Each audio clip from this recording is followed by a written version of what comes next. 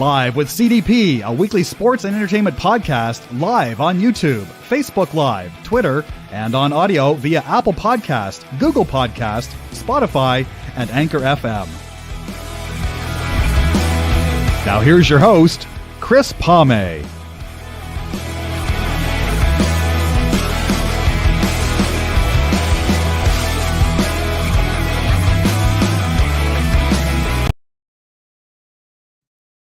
Good afternoon, everybody. Welcome to Live with CDP Sports Talk on this Tuesday, October 4th, 2022.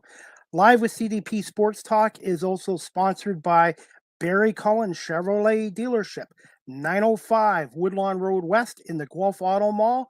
You can also check out their newest and used selection of GM vehicles at barrycullen.com. And also, guys, you can also order the all-electric. You can actually pre-order the all-electric Silverado as well if you check out barrycullen.com or give them a call at 519-824-0210. Again, check out Barry Cullen in the Guelph Auto Mall at 905 Woodlawn Road West here in Guelph, and check out barrycullen.com. And I want to say thank you again to Mark Cullen for sponsoring Live with CDP Sports Talk. Anyways, guys, good afternoon, everybody. I hope everyone's doing well. And I'm looking forward to my guest today. This is the second time on my podcast show. His name is Jim Van Horne. He is a longtime professor at Fanshawe College in their broadcasting department.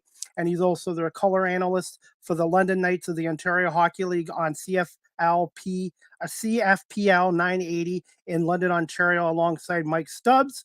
And I look forward to speaking to Jim today about the 2022-23 London Knights and the return of the OHL hockey regular season, which started last week. So just bear with me, guys, 1 minute, and I'm going to bring on Jim Van Horne. Good afternoon, hey, CDP. Jim. How you doing? I'm doing great, and thank you for having me on again. We had lots of fun last time. Looking forward to it.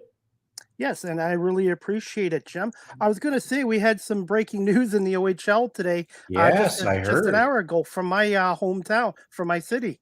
Yeah, and we really have to. I mean, it's one of those stories that stops everyone in the OHL in their tracks. Scott Walker, we wish Scott the best. He's had to apparently, CDP, you may know more than me, but he's had to step aside to deal with some health matters. And he's one of those guys that just competes so hard, but every opponent ever has just respected him so much, whether he was on the ice or as a coach. We wish Scott Walker the absolute best from here in London. I was going to say, he came back to coach the team this year when the ownership wanted George Burnett to do one job. So George went up to GM, and Scott was happy to come back as head coach. So this announcement was kind of a surprise. None of us saw this coming. So hopefully Scott will be okay. And Chad Wiseman, who's been with the team since the 18-19 season, I think will do a really nice job as the Storm's head coach for this season. Well, and it is a season that a lot of Storm fans should be looking forward to. It's a great collection of young talent they have there. And once everybody gets back and rolling, that is a team to be dealt with. So he's getting into a good situation there from the standpoint of having a great product on the ice. But, all of that aside, again, best to Scott and his family dealing with that. And we hope to see him back soon. Absolutely. And I was going to ask you this later in my show, Jim, but being a head coach in the Ontario Hockey League, that is quite a demanding job for anybody. Oh, there's no question about it. It's and I can recall in the early days of the OHL, one person had to do it all. I mean, coach, assistant coach. Now you see 2 and 3 guys back there to help out. So, but the game has become much more sophisticated as well with video scouting, with all the development of things that have gone on the ice, off the ice. I mean, it was not that long ago in my memory anyway that it was Bill Long and that's it, or Wayne Maxner or whoever, Ron Smith back in Guelph. And that was pretty much it. Anybody that was an assistant was typically unpaid. But that is just kind of a symbol of how the OHL has gone from a kind of a corner variety store, mom and pop shop, to actually a high end, semi-professional kind of operations with staffs and quite sophisticated coaching, player development, kind of a year-round operation. And the fans have been able to enjoy a much better product as a result. And I was going to say, and as a coach, you have long bus trips as well, as you know, bus trips across Ontario and now into the States as well. And it's not like you're a 8 to 4 job. Exactly. And, Ontario is kind of lucky in that respect from the bus trips, especially in London and Guelph. There aren't too many long ones. Can you imagine out west in the Western Hockey League when I remember Dave Lowry tells a story about coaching on Vancouver Island and, having to get there. Sometimes you'd miss the ferry, and if you were on a long bus trip, you'd have to just sit there and wait for the next ferry in the morning. You just kind of sleep it away on the bus. And those guys from the West, they really learn the tough part of the travel. But also, dealing with various levels of professional hockey and parents and schools and agents, it's become much more complicated from that point of view. But you know what, though, CDP, all the guys involved wouldn't want to be doing anything else. They say the best thing to do when they retire from the game, they just miss the dressing room, they miss the guys, they miss the competition, and the next best thing to playing is coaching. So, you're right. It's a tough, demanding job, but for those who do it and are good at it, they wouldn't want to be anywhere else. They love it. And hopefully Scott will be okay. And your health always comes first, no matter what. You bet.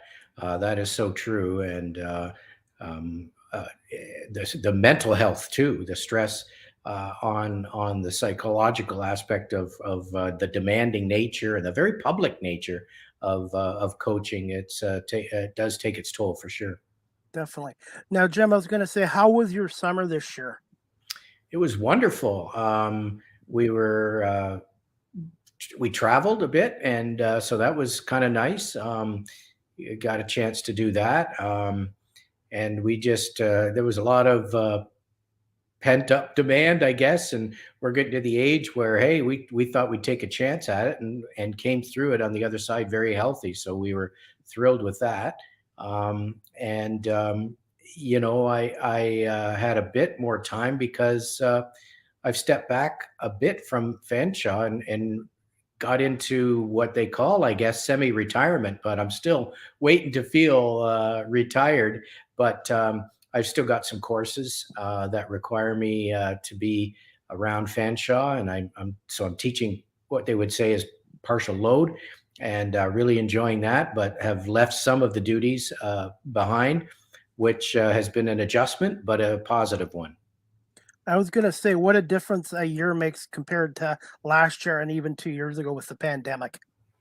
Honestly, that's the truth. It's, there was an extra jump in the crowd the other night at the Knights home opener, when it was like, it felt for the first time like we're finally back, like this was it, no restrictions. Dale Hunter made the point in the quote in the Free Press to Ryan Payette that, some of these guys have been here 3 years and it was their first true home opener. Because remember we had no crowds for a while and then the cancellations. And so, I mean, for some 9,036, this was the first time that they kind of felt the energy of it. And especially on a sort of a big event type moment as the home opener often is.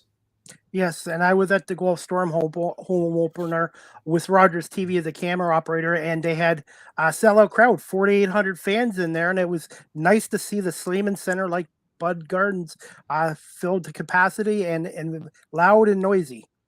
Well, and for good reason. The fans should be, as I said before, the anticipation. I mean, you got some players there, be it Cam Allen. I know everybody's not back from camp just yet, or a suspension or what have you. But once the Storm get rolling, get your tickets because they'll be exciting. And as you saw, the CHL preseason top 10, they're right there, and for good reason. So it's not, don't take my word for it. A lot of the experts think they're going to be there as well. And Guelph's got a lot of exciting young talent. So with good reason, there was good excitement there.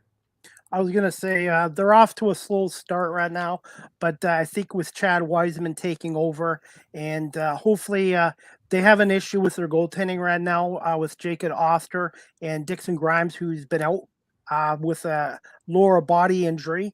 So they brought in Ethan Watch, I think, from the Mississauga Steelheads. But the Storm are off to a slow start, but there's still 65 games left in the regular season. Yeah, I still think they're a safe bet once everybody gets back and healthy and rolling. That they'll be a very solid contender in the Western Conference. We saw Owen Sound CDP, and they are also looking very good. It's always a great story to me when a small market like Owen Sound is able to put a team like that on the ice. They're very passionate fans there as well. And it's what CHL hockey to me is all about.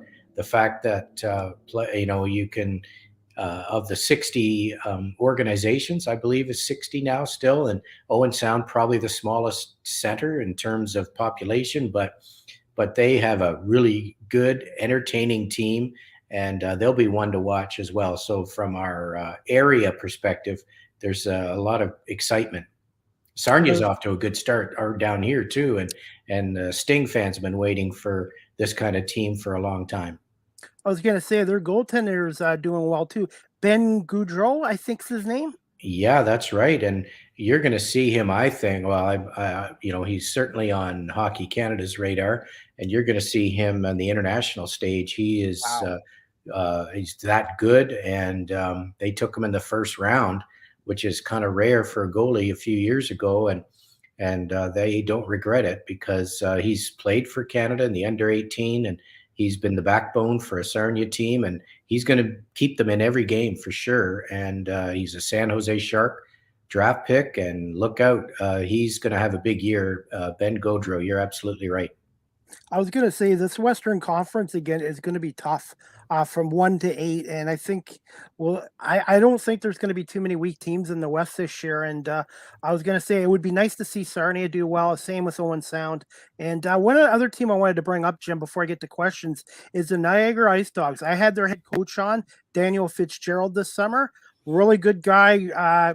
Good hockey coach, coached the Brantford 99ers for 4 years in the Go Junior Hockey League, and now he's the head coach of the Ice Dogs. And they have made a lot of changes to that roster, and they're off to a nice start so far, 2-0-1 in Niagara. Well, they were very impressive in a number of ways in what they did. They really are looking at a fresh start there. There was a lot going on with the Burke family, as you know, and it didn't end too well for that family to hand over ownership of that team. But I am so impressed with that organization and the way that they have dealt with their issues. As an example, Sam Dickinson, when he did not feel that he wanted to report there, they dealt with that right away. It was not going to linger. It was not going to be a issue in the dressing room. It's like, okay, here are our options. We want to get this done, and they got it done. And he's an outstanding player. He's going to be a really good professional hockey player. I think there's no doubt about that. But also, Niagara did well. That was a fair deal, and they're also going to get a top pick next year as compensations. They got all these draft picks plus the number 5 pick next year. So you can tell a good organization and the way they solve problems. And they solve that problem in the best way possible with the limited disruption to the current organization. And I give them a lot of credit for that. They got they're off to a really good start, but oftentimes when you do the right things off the ice, the on ice product will follow. And I mean, they're not going to go undefeated this year. I don't. I Obviously. think that's safe to say. But we'll see. But sometimes players really pick up on an improved environment in an organization, and it reflects on the ice. And who knows? Maybe that's what you've seen in Niagara so far. And I like the fact they acquired Pascal Zito, the Red Wings Yeah. draft pick from Windsor. They acquired Matt Pappas from the Guelph Storm, who Yeah. I wish Guelph could have kept, but they had to choose between Ben McFarland and Matt Pappas, and they chose McFarland. So I think Matt Pappas will be a nice addition to that Yeah. Ice Dogs team. And I like the LeBlanc twins. I think that was a good pickup. Andrew, I think, can still break through in this league as a top forward. And they're going home. They're going to where they played minor midget at Southern Tier. And Jacob LeBlanc was really coming along, I thought, well in Kitchener. So that was another good addition for them. So, yeah, they'll be good. And I was going to say, Jim, it's kind of nice now for the first time in 3 years, we'll be able to see the Eastern Conference teams at least twice. I really think it should be increased to 4 times, but I hope that gets brought up in the OHL negotiations in the future. Yeah, Shane Wright, for example, really one of the stars in the league. We didn't see him much in the West at all, really, in his whole career, really in Kingston. So, but that happens, and vice versa, the other way. If you have a great player in the Western Conference, sometimes the East doesn't get a chance to see them. But the OHL has some cost issues with respect to travel and whatnot, and education compromise. So they have the schedule unbalanced the way it is, and I guess that's okay. 68 games is a lot of games, and it is what it is. Yeah, I was talking to somebody from Hamilton. I was at that game Friday night in Guelph, and I said to them, it's a shame that the Bulldogs don't play the Storm, Kitchener, and London a little bit more, being an hour and a half from London and about 45 minutes to an hour from Guelph and Kitchener. Yeah, and I would say that over the length of a schedule last year, when you play 2 or 3 opponents as a bulk of your schedule, it's like, oh, is so and so coming to town again? We just saw him last week. And while sometimes you get the familiarity breeding a good rivalry, sometimes it doesn't.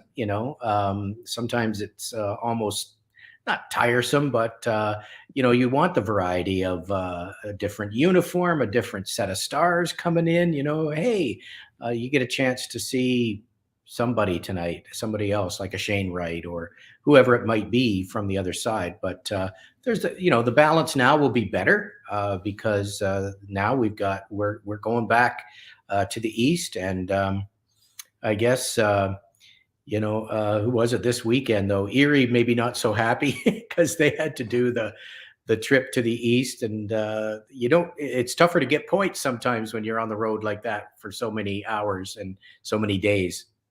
I was going to say, and you got a couple games this week, Friday night at home to the Sioux Greyhounds, Yep. and then Saturday night at Erie. I got to ask you this, Jim. Are you and Mike back traveling with the team for the road games now, broadcasting on the road? Yes, we are. And pretty much, there was a time last year during the cross-border situation where we were forced to do it on monitor. But that's gone now, as far as I'm concerned. We're free to go and vaxxed and ready, and the border situation looks like that's cleared up, and we won't be needing the Arrive can or anything like that. So we'll be heading to Erie, and we didn't miss the whole Erie series last year. Did we go once? I don't think we did. Anyway, yeah, we're going, and we're going over the border on the bus in good form. So it'll be nice to get back to, not having to worry about that kind of stuff. You'll have to say hi to Sean Bernard for me. I will. super great guy, and I had him on my show. And I was going to ask you, the Knights are closer to Michigan than New York State. Do you guys go through Michigan to get to Erie, or do you guys go through Hamilton and take the QE up through Niagara? Yeah, we cross at Buffalo, Okay. and so it's 2 hours to Buffalo, and 2 hours from Buffalo to Erie. I think it would be about an hour more the other way through Michigan. We are 2 hours from Detroit, and then I think it would be about 3 to Erie. It's 2 hours to Cleveland, and I think it's another hour from Cleveland to Erie. So you cut off about an hour going the other way, going Buffalo way, which is interesting now because sometimes when we come back and Jake Patterson, I don't know if you remember that name. Yes. He was a goaltender with a couple of the Knights OHL championship teams in 11 and 12. And he's a border patrol officer at Buffalo now. So we get to say hello to him every once in a while. He's there, and it's like, yeah, I remember being on that bus with you guys, and he's doing well and in security. Wow, that's awesome to hear. Yeah. Stuff like that. That's great. Okay. I wanted to get to some questions, Jim. Sure. First, wanted to ask you is just quickly. I don't want to talk too much about last year, but just thoughts on last year's Knights team and their seven game first round series loss to the Kitchener Rangers, who I thought were the underdogs in that series to the Knights. Yeah, I would say that's fair for sure, and even Kitchener probably thought so too. But it just goes to show you, right? I thought the Knights played well and really did pretty much everything they could in Game 7, except put the puck in the net. It's really doesn't matter if you territorially, have an advantage. It's a matter of, but I think Kitchener sort of really, they had some players that really adapted to that underdog role. And the longer that series went, the more they enjoyed it, the more they came together as a team, and the more Petizian and was the leader and ended up scoring the winner in overtime. And I just felt that they galvanized together and really grabbed that underdog role. And then the longer it went on, it was kind of the opposite on London's side. It was like maybe the nerves set in around the net saying, oh my gosh, this team just will not go away. And then all of a sudden it's overtime of Game 7. Then at that point, it's truly 50-50, and Petizian just made a great play to get the winner, but credit to them. Kitchener is, but it just also goes to show this is a really hard league to win any playoff series. Certainly, the Knights are getting a lesson on that. It's just difficult. The year before, of course, we didn't have a playoff, and the year before that, the season ended when the Knights looked like they were, as good had a good a shot as anybody. So it's since that 2016 Mitch Marner led team, the Knights have been, they've been shown the reality of the OHL and how hard it is to nail down those playoff series. So, but that's how I saw it. I just saw that Kitchener gathered together the Knights, and I don't know if Brochu was at his best. Nobody would ever say that. I don't think he was 100% healthy. He tried. He played every game and every minute of that series, but I don't know. I mean, I don't know if he was 100%. No, obviously, no excuse. But full credit to the Rangers.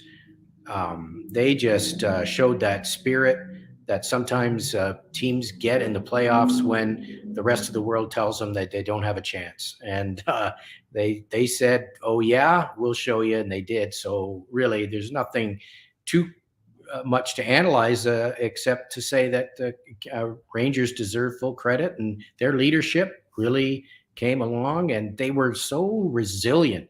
It's a really tough thing to do, to be, and I'll just use the phrase outplayed, when you're territorially being outplayed by an opponent and you have the toughness to fight through that and sort of say, okay, we can handle these moments where we're pinned in the zone. They had great goaltending too. Both Chyon and Parsons had tremendous series at moments in that game or in that series. So, I don't see it as anything but full credit to Kitchener. And I was going to say the Windsor Spitfires had a tough time coming out of the West too, and Flint gave them a heck of a run as well. 7 games.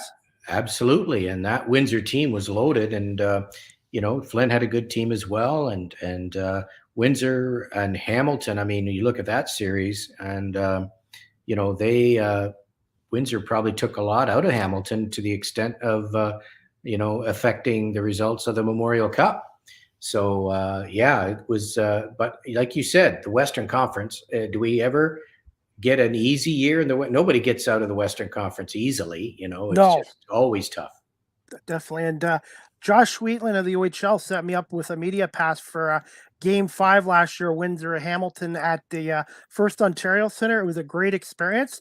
I just thankfully Reese Dumani showed me the backup way up to that media press box, because when he took me up that elevator, he's like, "Oh, don't look down, Chris. Don't look down. It's a catwalk." I'm like, "Is there another way?" And Reese ended up showing me a backup way to the press box, a safer way. Oh, wow. Well, you got a real indoctrination into the OHL. That's a legendary walk. I've been with reporters who, same as you, can't do it. And I've held on to a couple of guys. For those who don't know, there is a way in the First Ontario. What is it? First Ontario Center. I still call it Cops. Same here.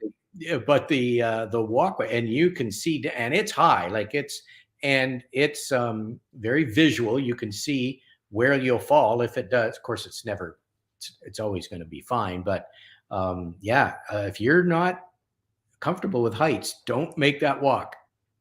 Rick Zamperin, who I've had on from CHML, didn't even know there was a backup way to the press box. And he goes, "How did you know?" And I'm like, "Talk to Reese Dumani, who does the work for the Bulldogs Audio Network, and he can show you. You have to climb up a lot of stairs, but for me, I'm not a big fan of heights, so I decided to do the stair climbing instead." Oh yeah, it's something else. But it's a great view of the ice from up there, I must say. Yes, it is, and there's a lot of great history in that building.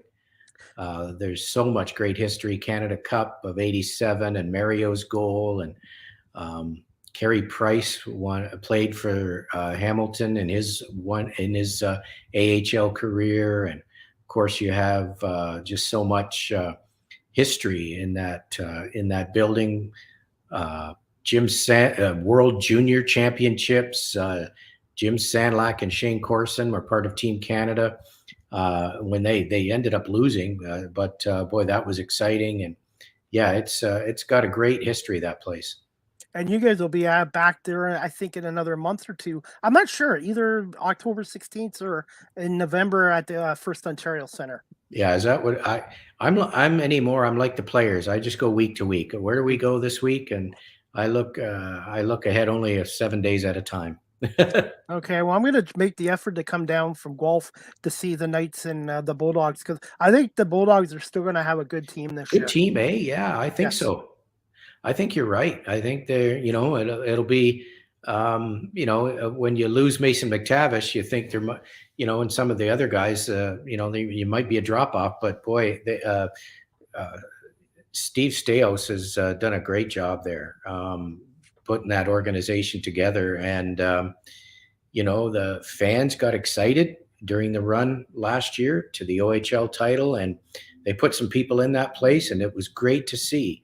It really was a really wonderful, lively situation there. So the more the merrier in terms of the OHL getting into more markets like that, because sometimes it just goes in waves there in Hamilton. Sometimes and it's not a great place when there isn't a crowd. It's not a great place. Absolutely. Right? So you want to see the fans excited about that team. And they've always sort of been that tweener city. Well, OHL, AHL, we want an NHL team, but, OHL has proven there that it can work. And, I hope it's sustained for the long term. Yeah, and I believe they are talking about doing some major renovations to that arena as well, because it's been open since November 30th, 1985. Is that true? And I think the event to open it up was that World Junior Championship in Chris. You're right, in '85, and wow, that's when you think about that now. Wow, that's 37 years ago, and not too many buildings don't need updating after 37 years. Definitely. So, like I said, hopefully they'll make some renovations. I think they want to lower the capacity because I don't think they need 17,000 seats anymore. I think what they need is something similar to London has, about 9,000, 10,000 seats. Well, when they opened it, like you said, in '85, it was just shortly after that the private suites came in. You had to have private suites. And I think when they were talking about getting it, I mean, they built it to get an NHL team, let's face facts, and almost happened a couple times. But the lack of suites really hurt their chances. They just didn't have that same infrastructure for the high revenue generating capacity, seating.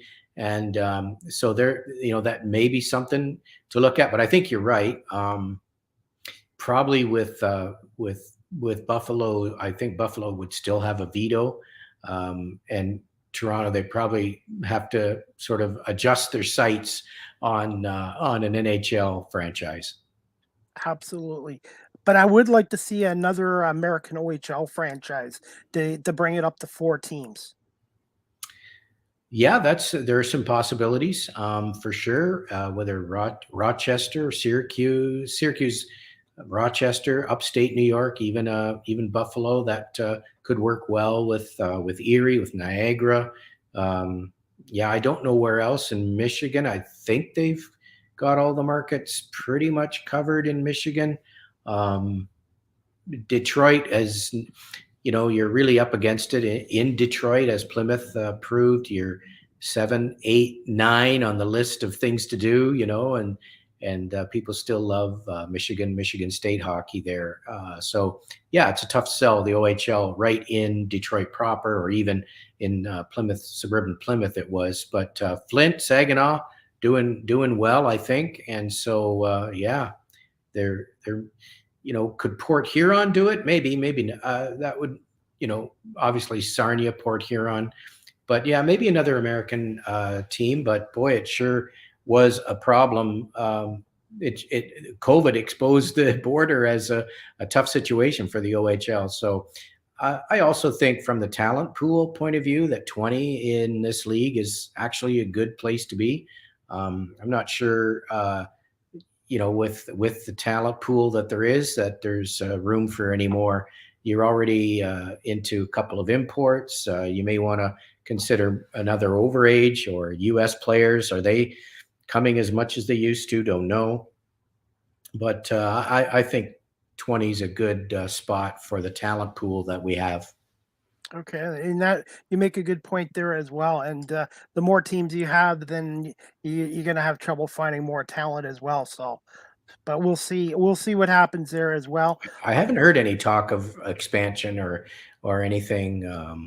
We'll see if like we say, post-pandemic, we'll see in what financial shape some of these smaller franchises are in that haven't had the opportunity to sell too many tickets over the last 3 years.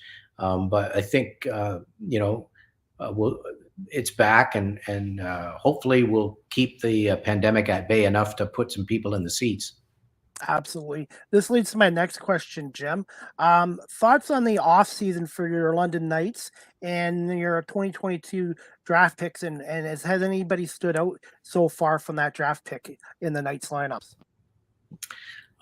They're really so far through the preseason and through one game, haven't had a good read too much on that. The Knights had a lot of draft picks in 21 and 20 that they are still looking at. They had stockpiled draft picks there. So the 22 draft picks, Luca Testa was a scratch in the home opener. And the next 2 draft picks are playing Junior B. So they've already established that. They did select Zach Bowen, a goaltender, in the 4th round last year, and he's signed and made the team. He was back up to Brochu the other night. So that was a good pick, and that was a great story because he was one of those guys, CDP, that went undrafted in his draft year through the end of the pandemic. And, it's great to see a young player get that second chance. And so I look forward to, he had a good preseason in goal. So that's a name to watch for, Zach Bowen. But as of right now, the 2022 draft picks, showed well enough in the preseason. I think Testa came as advertised as a guy who can create some offense, some guy who's going to get points in the league and has some leadership. Played for the Niagara Stars. Sam O'Reilly is playing Junior B and off to a great start with the London Nationals. He's got at least 2 goals last I checked. And William Nicol is signed with St. Thomas. So he's a pretty good looking prospect as well. So the one guy that is really on the radar for the Knights fans is an American by the name of Hagens, James Hagens. And he's making some waves in the development program in the States, seen as a real high-end talent and, not a big guy, but really has a lot of skill. And hockey world is starting to cast an eye to him because he's had a few good, he's had a good year. Seems to be growing a little bit. So he's one to watch, skilled forward out of the U.S. So those are some of the picks from 22 for the Knights. I was going to say, it sounds like the future is bright for the Knights. How much are you guys going to miss Luke Evangelista and Antonio Stranges? Well, really, this is a unique kind of situation for the Knights because I can't remember the last time they didn't have that kind of veteran talent to sort of take over the reins. And those guys had it all as far as offense and leadership and just kind of the main personalities on the team. Luke was a great captain. He was a leader, and Stranges was kind of that elite talent who took on the responsibility of, he had a good playoff, he could score goals that only he could score kind of idea. And they're going to miss them, but that's the way things are in junior hockey. You don't really get a chance to have, as soon as fans get to really know them, especially because of the pandemic, out they go. And that's both the blessing and the tough part. But they did their part. They were great London Knights, and it was a great story. Luke Evangelista, just in the way that he accepted the development process and went from great midget player in Oakville, super scorer, couldn't get a goal in his first year, like not one. And yet I sat in front of him on the bus, no complaints about ice time, no complaints about bad luck. He put a couple in that got disallowed that first year, couldn't get one in his first year, and then ended up scoring over 50 in his final year. So you have to trust in the process. This league is tough, and a lot of the minor midgets come in and, I was a dominant player in minor midget, and then it takes a while. And Luke was a great example. I guess it's also called paying your dues too. Yeah. Okay, and I was going to say, who are some of the guys left on this Knights team that are going to take a leadership role with this team in 22-23? Yeah, I think, well, when you think about, we'll start up front. I think that, the overagers and the older players that are remaining are going to be Sean McGurn and Max McHugh. They're going to sort of have to pick up the scoring load, but a little bit further down in terms of age is a guy named Denver Barkey, who has a lot of that elite skill that the Knights look to build around.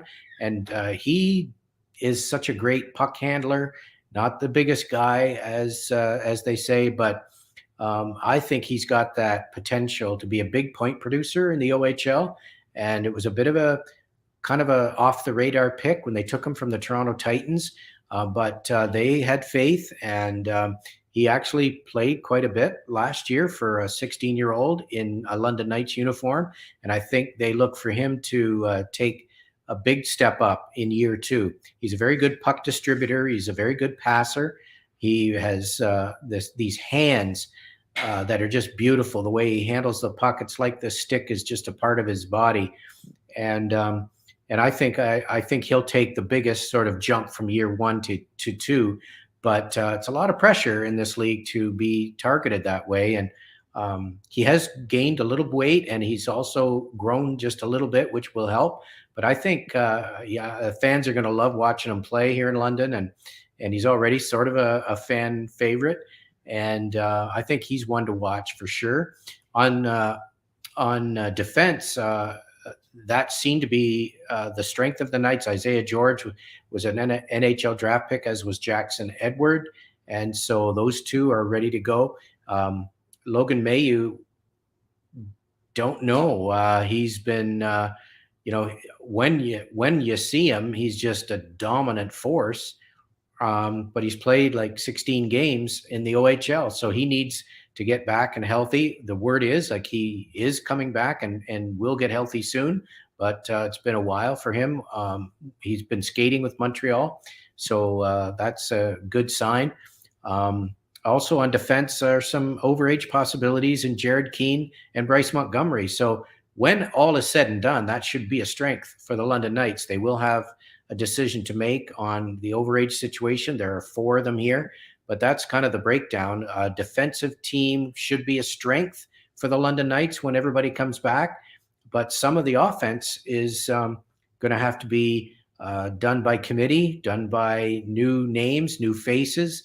But in a lot of cases, that's the way the Knights do things. They develop their players maybe away from the spotlight.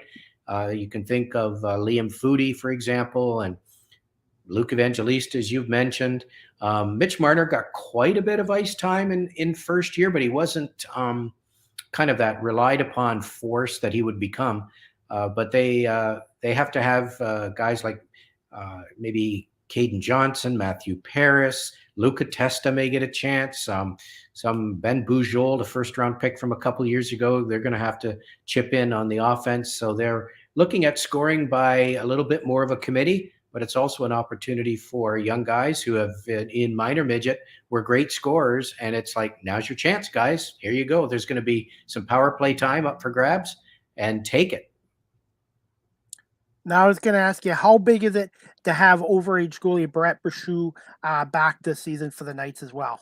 Well, it's everything, right? It's you saw it in the opener the other night. I mean, the Knights basically were in the game in the second period. It could have been worse. And his teammates love him. His teammates know how good he can be. And the goalie of the year, the reigning goalie of the year. But yeah, he keeps, and especially on a team that's growing in terms of its offense, you need that steadying force back there to keep you in games while you grow. So I think the Knights are going to figure things out for 15, 20 games. The first 15, 20 games, there'll be a growth process, but then I think they'll be fine after that. Okay. And this leads to my next question. I'm not sure if it was Mike Stubbs that told me this a year ago, but have the Knights named their captain and assistants yet? And who decides? Is it the players have a vote on that, or is it the coach and general manager, the Hunters and Rob Simpson?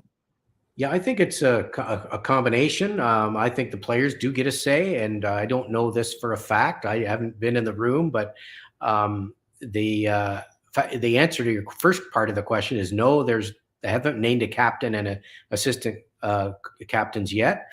And who decides? I guess the players get a vote, but I think also the coaches get a vote as well. And I don't know. Probably a coach's vote's worth more than a player. I don't know, but I can't help you too much on how that decision is made. But the Knights have a long history of great captains going way, way back. I think Daryl Sittler was the first London Knight captain, and it's gone from there. It's been a proud tradition of captains here. So whoever it is, I can't even say. They'll have they'll have some young players to tutor and mentor. I can tell you that it's probably as young a Knights team as I've seen in a long time. CDP. Are you still okay for time for a few more minutes? Yeah, sure. Okay, I just wanted to double check with you. Yeah. I was going to say, what are the overall expectations from the fans and the media in London for this year's London Knights team? I would say that the Hunters have built an organization where they're not afraid of expectation. I think fans have trust in their operation. That's a bit of a mystery type question because I think there's some unknown things as far as upfront and who's going to score. So, but if you ask the fans, and it's been true, you look at the record, they usually figure things out. And the one thing that you are always sure of is that the Knights will do what's best for their organizations long term. It was not easy, for example, to look at your team and say, I mean, one of their favorite players over the years, I can tell you, was Robert Thomas. That he embodied everything that they want a London Knight to be, and they traded him. They traded him to Hamilton, and Hamilton went on that championship run a few years ago. The Knights didn't want to trade Robert Thomas, and at that time they were like, I forget, third or fourth place in the conference, but that's not good enough for them. And so that is kind of the way the Knights operate. They don't really like rebuilding. And I think that's just not in their DNA. And so expectations. I think there are a bit lower expectations compared to other years for the final end, but there's always this sense that somehow trust in the system, it does work, and whoever takes on the role of scorer or leadership will figure it out. That Dale will kind of figure it out. They've got almost a 700 winning percentage over 15 years. So that will include somewhat ups and downs for sure, but the downs are relative, right? So I do think that the one thing about the off season and when you ask about expectations, the Sam Dickinson trade was fascinating to me. It was really interesting to see the Knights say, okay, this guy's available. For how long has it been since we had a chance at a quality talent like this? Probably since Rick Nash, just in terms of our own draft pick, right? We typically don't, they typically pick 11 to 12. That's a high, and then to 19, 20. And so players like Sam Dickinson just don't come around that often when you're the London Knights. And here's this opportunity. Was like similar to Will Cooley the other year when Cooley was third or fourth and was not reporting to Peterborough. So the Knights jumped on it. And I think there was like this, not a new era necessarily, but another creative way to accumulate an excellent talent. And so they saw this, like nobody likes to trade away that many draft picks, but all the scouting reports on this guy are that he's the real deal, and you just don't get a chance at. I think somebody told me, if you get a chance at a Sam Dickinson, somebody has been fired because you're picking so high, right?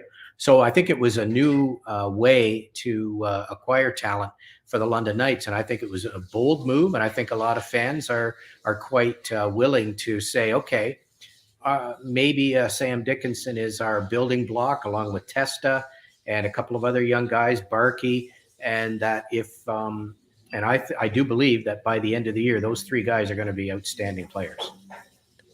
I was going to say, what are your first impressions of Sam when he came to the Knights, and what are his strengths as a defenseman? Well, the first thing you first thing that comes to mind is presence. And I remember interviewing Jacob Chikrin when he first came to Sarnia. He was the first pick overall one year. And Jacob had family connections with his dad in the OHL. And I remember him as well. But Jacob had this confidence and presence even at 16. Sam has that. And he's a bigger guy already. He's pushing 200 pounds. I think he's about 197. So you are immediately impressed with presence, that none of this phases him.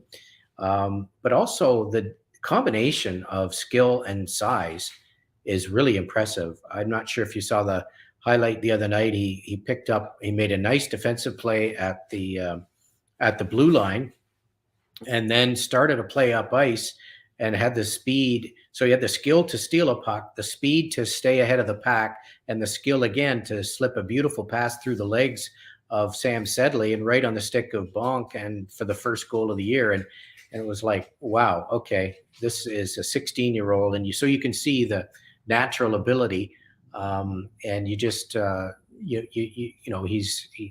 say Jacob Chikrin as a kind of a picture. I'm not saying he's the next Jacob Chikrin, but that combination of skill and size he's in that sort of family of defensemen, the Jacob Chikrin type family of defensemen. So I think he's just kind of, with the Marlies organization, you're used to excellence and your own standard, and Marlies have produced so many great young players, and I think he's just another in the long line. So most teams considered him the best defenseman in the draft. I see no reason at this point, through preseason and one regular season game, to suggest otherwise. Okay, and I just got two quick questions to wrap this up, Jim. This one I wanted to ask you. Who are some other teams in the OHL in the Western Conference that can compete this year? We have obviously brought up Owen Sound, and in the East we've talked about the Hamilton Bulldogs. Is there maybe a couple teams that fans should keep their eyes on this season? Well, I haven't, just on roster talent, that's all I would have to go on as far as, who's coming back. If Wyatt Johnston comes back to Windsor, I think they're going to be good. I think they've got a pretty good organization there. Dallas, who knows? I think he was the best player in the league last year by the voting and the trophy. So if he's back, they'll be a good team. Sarnia looks like, with the backbone of Ben Gaudreau, they're going to be tough to deal with. It looks like I'll see the Sioux on Friday, so I'll have to sort of reserve comment on them. But for last couple of years, I can tell you the Greyhound system kind of left over somewhat from the Kyle Dubas era. They've kind of picked up on the same kind of puck possession, speed, skill. They just are a track meet. They get after it, and so they'll be fun to watch. Owen Sound, to me, like we talked about, is kind of a franchise that's just right on the cusp. And Colby Barlow, if you want to invest in stock, invest in the Colby Barlow business, because I think he's going to be the next OHLer to push for a really high NHL spot. He's dynamic, and it looks to me like he's put on about 10 pounds, and he's got that strong core in the middle, and he can skate, he can shoot the puck, and he was named captain. What a leader. And I just think he's the next. He's just so fun to watch, and good for them for jumping on him at the draft a couple of years ago. You didn't know Toronto Marley kid was, and he went right to Owen Sound, said, I'm here for business. I'm here to be the best I can be, and don't you worry about anything else. And here he is, named captain of the team. So I think those are some of the teams I'm watching. Kitchener always seems to be able to find a way to be decent, and Guelph we talked about. So there, it's the West is always interesting and never easy. I still think it's better than the East. Yes, it's been like that probably pretty well for the last 20 years, except Yeah. for I know DJ's Oshawa's. Oshawa team. Yeah. I think Oshawa's had a few good teams, and Hamilton's been quite successful in their 7 years back in the well, not back in the OHL, but coming Yep. from Belleville, so they've been successful. But generally speaking, the West has really dominated the OHL pretty well the last 2 decades.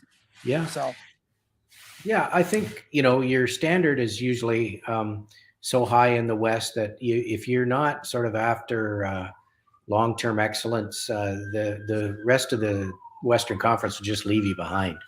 So we'll see. We'll see how Saginaw and Flint are. Flint should be good. Saginaw may take another year or two, but I think they've assembled some great young talent. It's just a matter of how fast they come. I was going to say former London Knight player Anwar Penwall was traded to Yeah, the Petes. I think that was an excellent move by the Peterborough Petes. I agree, and at very reasonable cost. I mean, here's a guy who's strong, can play. He doesn't, he can help you win without having to score big numbers because he's good on faceoffs, strong, has a defensive presence, and I can tell you, Sahil's a great guy. Like he's a good teammate, and people will really like having him around. He's good, really solid individual. Definitely. And I was going to say, I'm going to wrap this up. Which arena in the Eastern Conference are you looking forward to coming back to this year? And where can my audience here in Guelph follow you on social media? Okay. Well, I always love Ottawa. It's just a unique atmosphere in Ottawa with the big screen, the stands on one side. Our broadcast location is so interesting, and just the last time we were there, it was one of the most memorable games of all time. The Knights in Ottawa had sort of established themselves as the strength in each of the conference, and London went in. It was a 4-2 win for London. It was kind of the not the arrival, but Brett Brochu really backstopped the Knights to that win, and they had Alec Regula scoring a couple on the power play, and McMichael was having a great year. And then the pandemic hit. So I just 2 weeks before the pandemic hit, they played that game in Ottawa, and it said to you, boy, a London Ottawa final would have been so fantastic. I mean, if given the conditions that were right there at the time, but then the pandemic took. So Ottawa is one of my favorite places to go just to watch a game, and you feel like the occasion is always big. So that would be it. And on the other side of that spectrum, Sudbury, I want to walk up. Now, you got to try Sudbury if you're scared of heights, walking up those stairs to get to the Sudbury press box. That'll be a test for you, CDP, if you're not into heights, because but that's the old flavor of rink, right? And I look forward to getting back to those two places. Peterborough's always enjoyable. Kingston has a nice spot. It's always great to see Jim Gilchrist and Scott Rogers. But Sudbury and Ottawa would be the two rinks that I'm looking forward to getting back to. As far as, of course, social media, my Twitter handle at JCVH60. I forget when I set up that account. JC is my middle name, Clark, James Clark, and 60 is the year I was born. So that's why that exists. So at JCVH60. And so that's my primary spot for any social media contact. Okay, I was going to say congratulations to, I think the London Knights signed a 5-year deal with 980 Yes, News. they did. So you and Mike will be with the Knights for a little bit longer. One can only hope. Yeah, it's been a great run, and I can't say enough about Mike. Everybody knows, I think, when they tune in, how great he is at what he does. But I can tell you, he's even a better person, and so I look forward to working with him for the next 5. And I definitely enjoy listening to you guys. And now that we can listen to the games on the internet, it's Wow, better. isn't it Yeah, something, eh? it's just amazing. And guys, I couldn't listen to back in the 70s and 80s if I wasn't in the Guelph Kitchener area. Now I can listen to all the broadcasters pretty well from every team in the OHL. or the Well, CHL. exactly, and I know that even doing this show, you get with the World Wide Web, you get an audience around the world. We are constantly amazed by all the people who've come through London and became Knights fans when they were here, and then they move on. But so and so is listening in New Zealand and Singapore and all points in the States. It's just so fun. Yes, and right now I have listeners in the 19 countries for my podcast show. I Wow, never thought that would that's happen amazing. Yeah. 2.5 years ago. But like I said, Jim, I'll wrap this up. A podcast is only as good as its guest. I'm just a host, and I've been very lucky and fortunate to get guys around from all the sports leagues, and the OHL has been really supportive, especially the OHL, of what I'm trying to do. Well, it's a pleasure to be on with you, Chris. Great talking talking OHL hockey always, and wish you the best. And congratulations to Barry Cullens for joining your team. Well, thank you so much. And next time I have you on, we'll have to talk a little more about the Detroit Tigers, and hopefully Scott Harris will get the Tigers Yeah. back in back in contention, hopefully in 2023. Oh, I love your hat. I love to talk Detroit sports of any kind. So I look forward to that. I'll hold you to it. Definitely, and I will let you and Mike know when I come down to London this year, because I'd like to catch a game at the Budweiser Gardens, and I'd like to travel Ontario and do some other arenas as well. Well, good. That's the way to do it. It promises to be a great league this year, and I look forward to getting the 68 games, no interruptions, have everybody back as close to normal as we can. Okay. Well, Jim, I'm going to let you go, but thank you so much for coming on, and I wish you and Mike all the best in the 2020-2023 season. And you guys can catch yourself and Mike on 980 News in London, Ontario. And your next game is Friday night at 7 o'clock against those Sioux Greyhounds. Then we're off to Erie on Saturday night. Saturday night in Erie, nothing better. And it's a nice city, too. I like Erie. Yeah, absolutely. Definitely. Okay, Jim, thank you so much again for coming on season 4, episode 37 of Live with CDP Sports Talk. And please say hi to Mike for me. Will do, buddy. Okay, have a good night, Jim. Thank you. Thank you. Anyways, guys, I hope you enjoyed my podcast with Jim Van Horne, professor at Fanshawe College, and also the color analyst for the London Knights of the Ontario Hockey League as well. Guys, just bear with me. I'm just going to show you a little bit of my interview after the Storm game the other night with Ryan Humphrey from the OHL champion Hamilton Bulldogs. Bro CDP. I'm here with Ryan Humphrey, number 22 from the Hamilton Bulldogs, who won the OHL championship last year. And tonight, Hamilton defeated Guelph 5-4 in overtime with 3.6 seconds left on a goal by, I believe it was Guelph native Logan Morrison. Yeah. So great game, Ryan. Thoughts on this game tonight and the return of the OHL season? Yeah, I'm excited to get underway. We looked really good. We did a lot of great things. I mean, it's early, so we got to clean up a couple things. But overall, I was really happy with the effort the guys put in, and it just resulted in a 5-4 win in overtime. I was going to say, you didn't dress tonight. Are you hurt, or are you just a scratch for tonight, or just from coming back from the Bruins training camp? Yeah, no, I actually hurt my shoulder a little bit. I should be good to go in about a week, so just letting that heal up. And, yeah, like I said, I should be back next weekend. How was training? How was the training camp with the Boston Bruins? It was unbelievable. Just to be able to see the pace of play and what it's like at the next level is an awesome experience. Oh, guys, just bear with me. My video just froze. Just bear with me.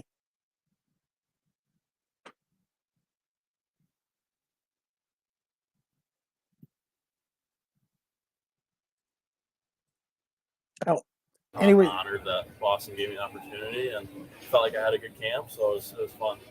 Any thoughts you want to say to Sandra Murray, who'll watch this later on? Yep. Hi, Sandra. You're the best. I'm sure I'll talk to you later. So, I was going to say, and I hope Guelph and Hamilton play. Oh, bear with me, guys. Sorry about that. Just technical difficulties with my video interview with Ryan Humphrey from the Hamilton Bulldogs. Just bear with me and we'll see if we can get the video playing again.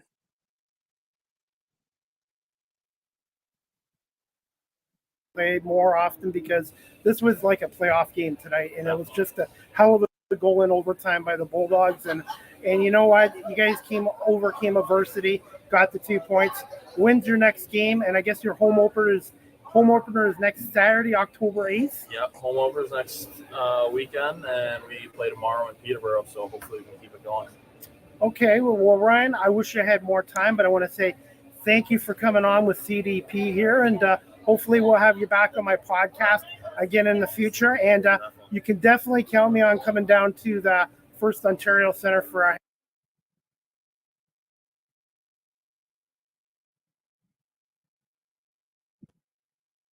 Sorry, guys. I apologize for the technical Hamilton Bulldogs game here. And I'm going to have to get one of your black jerseys as well. Number 22, right? Yeah. And what was the story behind 22 again? My dad.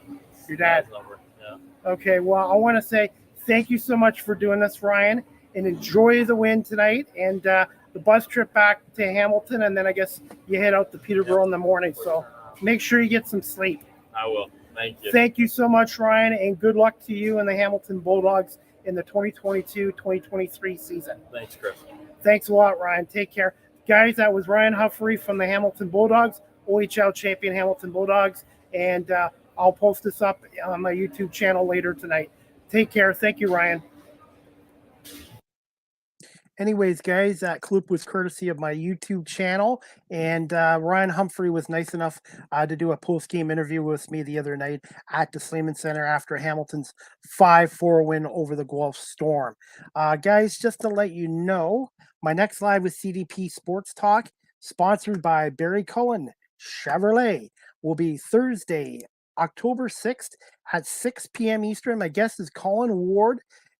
Colin is a host of the Hammertown Hamilton podcast and a contributor to the Hamilton Bulldogs audio show. So Colin's going to talk a little bit about his podcast show called Hammertown. It's basically about the Hamilton Bulldogs and sports teams in Hamilton. And also he's a contributor with the Hamilton Bulldogs audio network. So I look forward to speaking with Colin Ward. And he also does some color analyst work for the Intercounty Baseball League's Brantford Red Sox in the summertime alongside Reese Dumani as well. And the Hamilton Bulldogs open up their home season their home opener Saturday, October 8th, 7 o'clock against the Oshawa Generals at the First Ontario Centre. First 5,000 fans in the arena will get a replica OHL championship ring from the Hamilton Bulldogs as well. So again, thank you to Ryan for coming on. And again, thank you to Jim Van Horne, professor, teacher at Fanshawe College in London in the broadcasting department, and the longtime color analyst for the London Knights on 980 News in London with Mike Stubbs for coming on today and talking about the 22-23 London Knights and also the return of the Ontario Hockey League as well. And let's see, guys, just like I do with all my shows, just give me 1 second. I'm going to put that right on here. Live with CDP podcast. The audio version will be downloaded to Google Podcasts, Anchor FM, Apple Podcasts, Breaker, Pocket Casts, Radio Public, Spotify, Castbox, and LinkedIn. And I want to say thank you to everybody watching this live on my YouTube channel. Please subscribe and hit like. And also thank you to those watching on Facebook Live and also on Twitter at Chris D. Palme as well. If you guys give me about 10, 15 minutes, I'll have this podcast downloaded to audio form with Apple, Google, Spotify, Anchor FM, etc. as well. And also, guys, let you know, StreamYard is the official live stream provider of Live with CDP podcast as well. And you guys can also check me out. You can follow me out on TikTok at Live with CDP. That's at Live with CDP on TikTok. And before we wrap this up, guys, again, you guys can follow me on my website, beacons.ai/Chris D. Palme. That's beacons.ai/Chris D. Palme as well. And that's about it, guys. Again, thanks to Jim Van Horne for coming on season 4, episode 37 of Live with CDP Sports Talk, sponsored by Barry Cullen Chevrolet, 905 Woodlawn Road West in the Guelph Auto Mall. You can check out their newest and used GM vehicles at barrycullen.com. And you guys can also, for the old electric Silverado, pre-orders are now available. So again, check out their website, barrycullen.com, or give them a call at 519-824-0210 and tell them that Chris Palme CDP sent you as well. I've been a customer of Barry Cullen Chevrolet here in Guelph for 22 years, and they are good people and good service and good products as well. So again, thank you to Barry Cullen Chevrolet for sponsoring Live with CDP Sports Talk as well. And that's about it, guys. Again, I hope you guys all have a great day. And please check out my Twitter spaces tonight on Twitter at Chris D. Palme, 9 p.m. Eastern tonight. Myself and my co-host Nick Small will be hosting the weekly Argo Bounce weekly live audio show there at 9 p.m.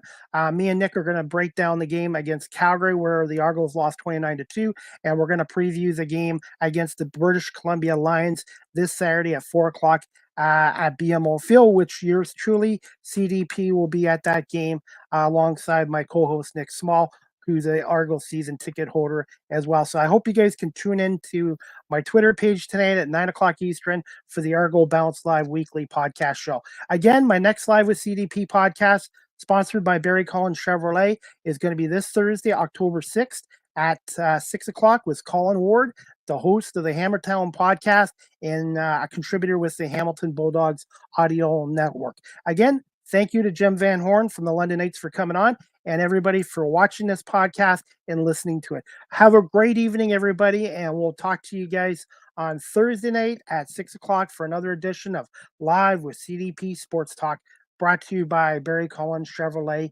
905 Woodlawn Road West in the Guelph Auto Mall, or check out barrycullens.ca, barrycullen.com. Good night, everybody.